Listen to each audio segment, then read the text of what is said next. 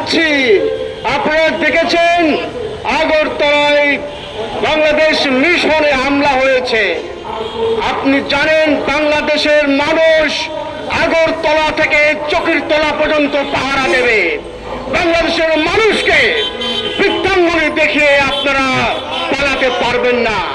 একটা ষড়যন্ত্র হচ্ছে, এই ষড়যন্ত্রের বেনিফিট হাতিয়ে নিতে চাচ্ছে যারা এই পতিত সরকার, যা পালিয়ে গিয়েছে দেশ ছেড়ে এবং আমাদের ছাত্র জনতার উপরে প্রকাশ্যে গুলি চালিয়ে তারা দেশ থেকে অন্তরীণ হয়ে পালিয়ে গিয়ে তারা ওই চকির তলায় বসে আগরতলার ষড়যন্ত্র করছে।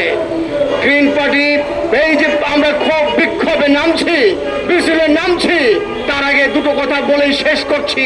সেটা হচ্ছে বাংলাদেশের মানচিত্র রক্ত ভেজা মানচিত্র। এই মানচিত্রকে কোন ষড়যন্ত্রকে আড়াল করা যাবে না, গোপন করা যাবে না, থামানো যাবে না।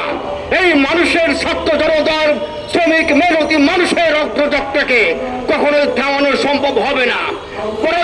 পরাজিত যারা পরাজয় বরণ করেছেন তাদের উচিত হবে চুপচাপ বসে থাকা, নতুন নতুন ষড়যন্ত্র করে টেলিফোনে আপনি উস্কানি দিয়ে বাংলাদেশের মানুষের মধ্যে একটি সাম্প্রদায়িক গোলযোগ সৃষ্টির পায়তারা করছেন।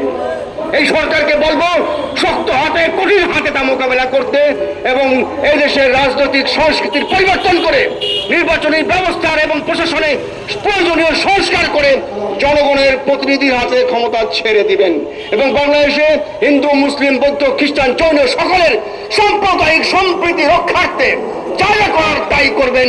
এদেশের মানুষ ঐক্যবদ্ধ হয়ে সেই আপনাকে ধন্যবাদ সবাইকে।